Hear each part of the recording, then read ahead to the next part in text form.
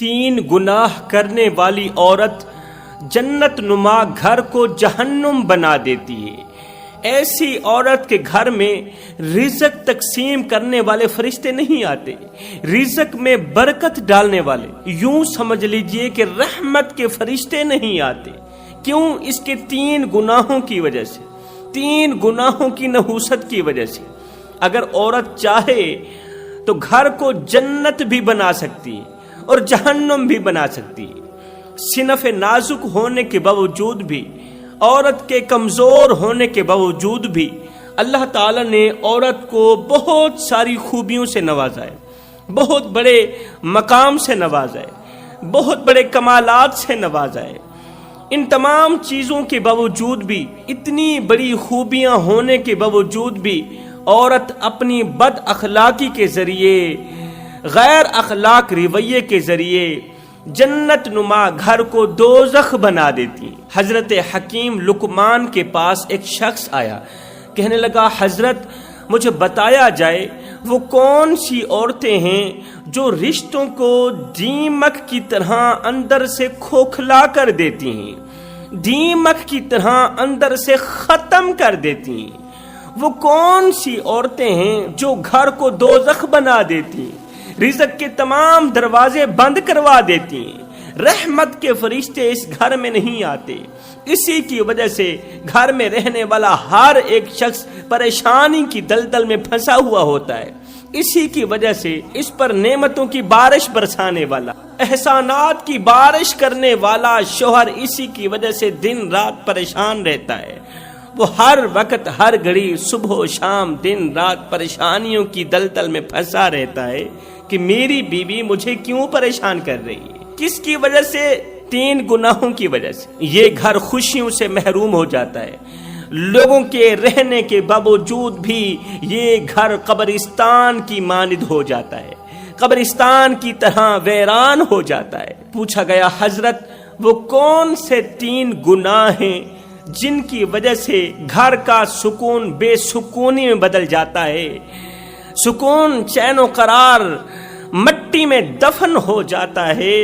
یہ سن کر حضرت حکیم لقمان نے فرمایا اے بندہ خدا، عورت کی پہلی غلطی، صنف نازک کی پہلی غلطی، پہلا گناہ یہ ہے کہ بیوی کا شوہر کے سامنے ہر وقت، ہر گھڑی، صبح و شام، دن رات، صبح و دوپہر اپنے شوہر کے سامنے منہ بگاڑتے رہنا، منہ بگاڑنا، اونچی اونچی آواز میں بک بک کرنا، اونچی اونچی آواز میں شوہر کو جواب دینا، چھوٹی چھوٹی باتوں کو لڑائی تک لے کے جانا، چھوٹی باتوں کو بڑا کر کے ان معمولی سی باتوں پر سیریس ہو جانا، ہر وقت بیوی کا شوہر کے سامنے منہ بگاڑتے رہنا، یہ عورت کی ایسی حرکت ہے جو عورت کو شوہر کے دل سے نکال کے رکھ دیتی ہے۔ پوچھا گیا حضرت عورت کی زندگی میں سب سے بڑا برا وقت کون سا ہوتا ہے؟ ایک عورت کی زندگی میں جو سب سے بڑا برا وقت ہوتا ہے کون سا وقت ہوتا ہے؟ تو آپ نے فرمایا جب عورت کسی بھی وجہ سے، کسی بھی گھٹیا حرکت کی وجہ سے، کسی بھی غلطی کی وجہ سے، کسی بھی گناہ کی وجہ سے شوہر کے دل سے نکل رہی ہو، یہ وہ وقت ہوتا ہے جو عورت کے لیے بہت ہی برا وقت ہوتا ہے۔ جب ایک بیوی شوہر کے سامنے اپنا منہ بگاڑتی ہے نا، تو اللہ تعالیٰ کی طرف سے بھی عورت کو ایک سزا میں مبتلا کیا جاتا ہے۔ ایسی بیوی کو اللہ تعالیٰ کی طرف سے بھی ایک سزا میں مبتلا کیا جاتا ہے۔ وہ کون سی سزا ہے کہ اللہ تعالیٰ اسے شوہر کی فکر سے نکال دیتا ہے۔ اسے سزا یہ ملتی ہے کہ یہ شوہر کی فکر سے نکل جاتی ہے، شوہر کے دل سے نکل جاتی ہے۔ جب ایک عورت شوہر کی نافرمانی کرتی ہے، شوہر کی ناشکری کرتی ہے، باتوں باتوں پر شوہر کا دل دکھاتی ہے، باتوں باتوں پر شوہر کے زخموں پر نمک چھڑکتی ہے، تو اللہ تعالیٰ ایک سزا بیوی کو ضرور دیتا ہے۔ وہ سزا یہ ہے کہ اللہ تعالیٰ عورت کو شوہر کے دل سے نکال کر، شوہر کی فکر سے نکال کر اسے اس کے نفس کے حوالے کر کے رکھ دیتا ہے۔ یاد رکھنا جب تک ایک بیوی شوہر کے دل میں رہتی ہے تو اللہ کی پناہ میں رہتی ہے، جب تک ایک بیوی شوہر کی فکر میں رہتی ہے اللہ کی پناہ میں رہتی ہے۔ جیسے ہی یہ اپنی گھٹیا حرکتوں کی وجہ سے، کرتوتوں کی وجہ سے، نافرمانیوں کی وجہ سے، ناشکری کی وجہ سے جیسے ہی یہ عورت شوہر کے دل سے نکلتی ہے، شوہر کی فکر سے نکلتی ہے، تو اللہ تعالیٰ اسے سزا یہ دیتا ہے کہ اللہ تعالیٰ ایسی عورت کو اس کے نفس کے حوالے کر کے رکھ دیتا ہے۔ پھر اس کا نفس جو چاہتا ہے یہ وہی کرتی ہے، اور یہ جو نفس ہے اس کا شیطان کے ساتھ گہرا تعلق ہے، گہری رشتہ داری ہے۔ یہ حضرت انسان کو کسی بھی حال میں خوش نہیں دیکھنا چاہتا، یہ حضرت انسان کو ہر حال میں ذلیل و خوار کرنا چاہتا ہے۔ خدارا اس نفس سے بچنا، اس نفس سے امارہ سے بچنا، اپنے اندر کی میں سے بچنا، تکبر سے بچنا۔ اقبال نے کیا خوب لکھا تھا، ایسا نہیں کہ نفس کا شیطان مر گیا، ارے شیطان تو ہے زندہ، انسان مر گیا۔ سجدوں پہ سر جھکانے کی فرصت نہیں رہی، مومن کی روح میں بسا مسلمان مر گیا۔ ارے مسجد تو پکی بن گئی اور شاندار بھی، کچی ہیں رب سے چاہتیں، ایمان مر گیا۔ حیرت ہے تیری قسمت پہ اے اقبال، پیدا ہوا تھا خوشنما ویران مر گیا۔ ایک عورت پیر صاحب کے پاس گئی، کہنے لگی پیر صاحب میرا جو شوہر ہے نا میرے ساتھ جھگڑا کرتا ہے، ہر وقت میرے ساتھ لڑائی کرتا رہتا ہے، بہت ہی زیادہ غصہ کرتا ہے، کوئی ایسا تعویذ دو کہ میرے شوہر کا منہ بند ہو جائے، یہ جھگڑا ختم ہو جائے، یہ روزانہ کی ٹینشن، روزانہ کی پریشانی ختم ہو جائے، میرا شوہر میرا غلام بن جائے، میرا شوہر میرا نوکر بن جائے۔ میں چاہتی ہوں کہ وہ میرا مرید بن جائے اور میں اس کی مرشدہ بن جاؤں۔ یہ سن کر پیر صاحب مسکرانے لگے، کہنے لگے اچھا پھر اس طرح کرو، یہ بوتل ہے اس کے اندر پانی ڈال کے آؤ۔ پیر صاحب نے مریدنی کو بوتل دی اور مریدنی گئی بوتل کے اندر پانی ڈال کر پیر صاحب کی خدمت میں حاضر ہوئی۔ پانی دیتے ہوئے کہا پیر صاحب کوئی اچھے والا دم کرنا کہ میرا شوہر میرا غلام بن جائے، اس کا غصہ ختم ہو جائے، وہ جھگڑا مت کرے، باتوں باتوں پر مجھے دھمکیاں لگاتا ہے، جب وہ غصہ کرتا ہے تو باتوں باتوں پر اس طرح کے جملے بولتا ہے کہ بکواس بند کر، اگر زیادہ بات کی تو طلاق کی پرچی ہاتھ میں پکڑا کر گھر سے باہر نکال دوں گا۔ کافی لوگ اس طرح کے ہوتے ہیں نا، جب بھی تھوڑا سا غصہ آتا ہے تو فوراً اپنی بیوی کو کہتے ہیں بکواس بند کرو، اگر زیادہ بک بک کی تو طلاق کی پرچی ہاتھ میں پکڑا کر گھر سے باہر نکال دوں گا۔ اور کافی لوگ ہوتے ہیں جو کہتے ہیں بیوی تو پیروں کی جتی کی طرح ہے، جب چاہے جس وقت جی چاہے دل چاہے جتی کو بدل لو۔ کتنے لوگ ہیں جو بیویوں کو جتی کی مانند سمجھتے ہیں، جتی کی طرح سمجھتے ہیں۔ یاد رہے بیوی کو جتی کی مانند سمجھنے والے لوگ خود پاؤں کی طرح ہوتے ہیں، بیوی کو جتی سمجھنے والے لوگ خود پاؤں کی طرح، پیروں کی طرح ہوتے ہیں، اور بیوی کو شہزادی سمجھنے والے لوگ، بیوی کو ملکہ سمجھنے والے لوگ بادشاہوں کی مانند ہوتے ہیں، بادشاہوں کی طرح ہوتے ہیں۔ اب آپ لوگوں کی مرضی، آپ پیروں کی طرح بنے یا بادشاہوں کی طرح بنے۔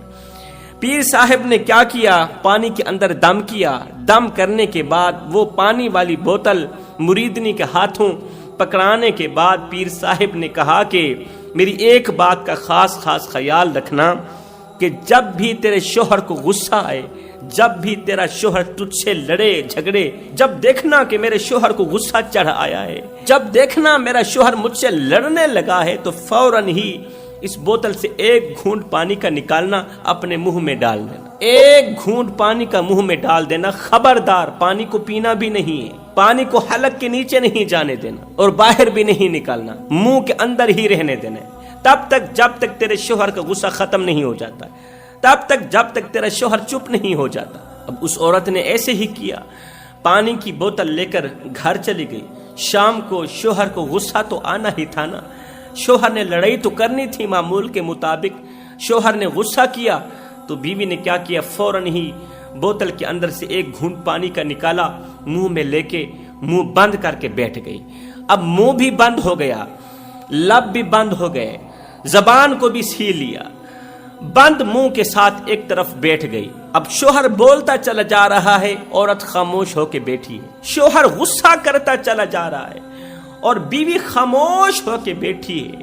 تھوڑی دیر غصہ کرنے کے بعد، لڑائی کے تھوڑی دیر بعد، جھگڑے کے تھوڑی دیر بعد، وہی شوہر تھا جو بیوی کو منانے والا تھا، جو بیوی سے رسائی کرنے والا تھا کہ میں غصہ کرتا رہا، تو خاموش ہو کے بیٹھی رہی، میری باتیں سہتی رہی، میرا غصہ سہتی رہی، میری گالیاں سہتی رہی، خدا را مجھے معاف کر دینا۔ اس نے 2-4 مرتبہ تو غصہ کیا اور 2-4 مرتبہ بیوی بھی خاموش ہو کے بیٹھی رہی، پانی منہ میں ڈال کے بیٹھی رہی۔ 2-4 مرتبہ غصہ کرنے کے بعد ایک دن شوہر تنہائی میں بیٹھا تھا اور خود سے باتیں کر رہا تھا کہ میں کتنا بڑا ظالم ہوں، اور میری جو بیوی ہے میری نوکری بھی کرتی ہے، خدمت بھی کرتی ہے، خدمت نوکری کرنے کے باوجود بھی جب مجھے غصہ آتا ہے وہ بیچاری مظلوم بن کر بیٹھی رہتی ہے اور میں ظالم بن جاتا ہوں۔ مجھے خود پر شرم آنی چاہیے، مجھے حیا آنی چاہیے۔ آہستہ آہستہ شوہر کا غصہ جڑ سے ہی ختم ہو گیا۔ وہ وجہ کیا تھی؟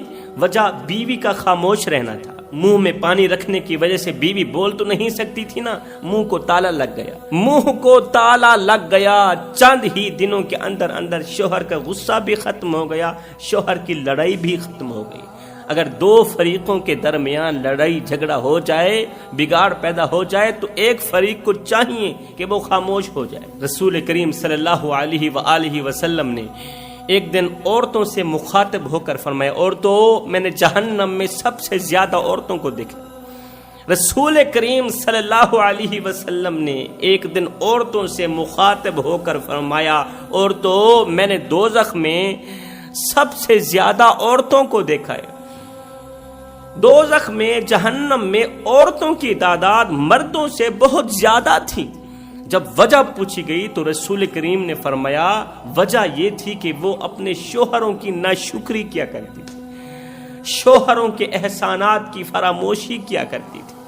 شوہروں کی ناشکری نے ان کی قبر کو بھی جہنم کے گڑھوں میں سے گڑھا بنا دیا اور ہمیشہ کے لیے ان کو جہنم واصل کر دیا۔ یہاں پر ایک اہم بات عرض کرتا چلوں، ایک بات یاد رکھنا، جو عورت اپنے شوہر کی غلامی نہیں کرتی نا، جو عورت اپنے شوہر کی نوکری یا خدمت نہیں کرتی، اپنے شوہر کی غلامی نہیں کرتی، پھر اسے ہزاروں کی غلامی کرنی پڑتی۔ یہ اللہ کا ترازو ہے، کیونکہ اللہ کا ترازو صرف انصاف ہی تولتا ہے۔ جو بیوی شوہر کی غلامی نہیں کرتی، اسے پھر ہزاروں کی غلامی کرواتا ہے میرا اللہ، ہزاروں کی نوکری کرواتا ہے میرا اللہ۔ آپ کسی بے پردہ خاتون سے پوچھیں کہ وہ پردہ کیوں نہیں کرتی، اے عورت تو پردہ کیوں نہیں کرتی؟ وہ کہے گی معاشرے کی وجہ سے، وہ کہے گی رشتہ داروں کی وجہ سے۔ اس کا مطلب معلوم ہوا کہ وہ خدا کی غلامی چھوڑ کر معاشرے کی غلام بن گئی۔ پتہ چلا وہ خدا کی غلامی چھوڑ کر رشتہ داروں کی غلام بن گئی، حالانکہ چاہیے تو یہ تھا کہ وہ معاشرے کی غلامی چھوڑ کر، رشتہ داروں کی غلامی چھوڑ کر خدا کی غلام بنتی، لیکن وہ معاشرے کی غلام بن بیٹھی۔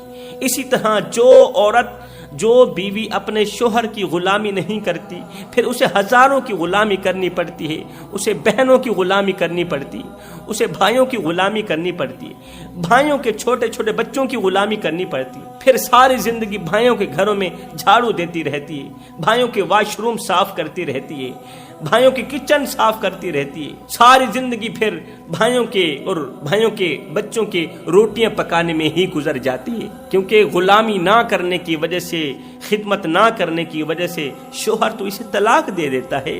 اور یہی تو اللہ تعالیٰ کی طرف سے بیوی پر سزا آتی ہے، اللہ تعالیٰ کی طرف سے بیوی کو سزا ملتی ہے کہ جو بیوی شوہر کی غلامی نہیں کرتی، نوکری نہیں کرتی، وہ جلد ہی طلاق کی پرچی پکڑ ہی لیتی۔ اللہ تعالیٰ پھر اسے معاشرے میں ذلیل و خوار کر کے ہی رہتا ہے، اس لیے کہ اللہ کا ترازو صرف انصاف ہی تولتا ہے۔ میرے رسول کریم صلی اللہ علیہ وسلم نے فرمایا، جو عورت شوہر کی ناشکری کرتی ہے، جو عورت شوہر کی ناشکری کرتی، شوہر کے احسانات کی فراموشی کرتی ہے، وہ نماز پڑھے اس کی نماز قبول نہیں، وہ روزہ رکھے اس کا روزہ قبول نہیں، جب تک وہ اپنے شوہر سے معذرت نہیں کرتی، جب تک وہ اپنے شوہر کو راضی نہیں کرتی۔ دنیا کی زندگی میں ہر ایک شخص قید میں ہے، دنیا کی زندگی میں ہر ایک شخص، آپ اور میں، ہم سب قید میں ہیں۔ کوئی رحمان کی قید میں ہے تو کوئی شیطان کی قید میں ہے، کوئی حیا کی قید میں ہے، کوئی بے حیائی کی قید میں ہے، کوئی نفس کی قید میں ہے تو کوئی معاشرے کی قید میں ہے۔ اللہ اکبر۔ اب آپ نے فیصلہ خود کرنا ہے، اپنا فیصلہ خود کرنا ہے کہ آپ کو کس کی قید پسند ہے، رب کی قید پسند ہے یا شیطان کی قید پسند ہے، حیا کی قید پسند ہے یا بے حیائی کی قید پسند ہے۔ ایک دن مدینے کی چند عورتیں اکٹھی بیٹھی تھیں، ان میں کسی عورت نے کہا کہ عورت کا اصلی زیور کیا ہے۔ عورتیں اکٹھی تھیں، کسی ایک عورت نے کہہ دیا کہ مجھے بتایا جائے کہ عورت کا اصلی زیور کیا ہے۔ کسی عورت نے کہا کہ عورت کا اصلی زیور یہ ہے کہ کان خالی نہیں ہونے چاہیے، ناک خالی نہیں ہونا چاہیے، گلے میں کچھ نہ کچھ ضرور ہو، کانوں میں کچھ نہ کچھ ضرور ہو، ہاتھوں کی کلائیوں میں کچھ نہ کچھ کنگن وغیرہ ضرور ہو۔ عورتوں میں بحث چھڑ گئی، تکرار شروع ہو گیا، کسی نے کہا یہ نہیں، کسی نے کہا یہی تو ہے جو میں تمہیں کہہ رہی ہوں۔ ان میں سے ایک عقل مند عورت بیٹھی تھی، اس نے کہا اس طرح کرتے ہیں، زیادہ بحث مبحثہ کرنے کی ضرورت نہیں، زیادہ تکرار کرنے کی ضرورت نہیں، چلتے ہیں سیدہ فاطمہ الزہرا کے گھر، فاطمہ الزہرا سے ہی پوچھتے ہیں کہ عورت کا اصل زیور کیا ہے۔ یہ تمام کی تمام عورتیں اٹھیں، جناب سیدہ مخدومہ کائنات کے گھر پہنچی، جا کر سیدہ فاطمہ الزہرا سے وہی سوال کیا کہ عورت کا اصلی زیور کیا ہے۔ جناب سیدہ نے فرمایا عورت کا اصلی زیور نہ سونا ہے نہ چاندی ہے، عورت کا اصلی زیور جو ہے وہ حیا ہے، عورت کا اصلی زیور غیرت ہے۔ اللہ اکبر۔ آج شادی کے دن جب ایک باپ بیٹی کو رخصت کر رہا ہوتا ہے، ساتھ میں 4 ٹرک جہیز کی بھی دیتا ہے۔ میں کہتا ہوں جہیز کا زیور تو دیا، سونے کے زیورات تو دیے، یہ بتاؤ اپنی بیٹی کو حیا بھی دیا ہے یا نہیں دیا، اپنی بیٹی کو اچھی تربیت بھی دی ہے یا نہیں دی، اپنی بیٹی کو حسن اخلاق بھی دیا ہے یا نہیں دیا، اپنی بیٹی کو نماز بھی دی ہے یا نہیں دی، اپنی بیٹی کو قرآن بھی دیا ہے یا نہیں دیا۔ اگر تو نے اپنی بیٹی کو قرآن دیا ہے، تربیت دی ہے، اچھی تربیت دی، اچھا اخلاق دیا، حیا دیا، غیرت دی، پھر تو نے بیٹی کو سب کچھ دیا، پھر یہ 3-4 ٹرک جہیز کے دینے کی بھی ضرورت نہیں۔ اور اگر تو نے اپنی بیٹی کو قرآن نہیں دیا، نماز نہیں دی، اچھی تربیت نہیں دی، آنکھوں میں حیا نہیں دیا، دل میں غیرت نہیں دی، تو پھر 10 تولے زیور دینے کے باوجود بھی تو نے اپنی بیٹی کو کچھ بھی نہیں دیا، پھر 4 ٹرک جہیز کے دینے کے باوجود بھی ایسے سمجھ کہ تو نے اپنی بیٹی کو کچھ نہیں دیا۔ آج تیری بیٹی خالی ہاتھ رخصت ہو رہی ہے۔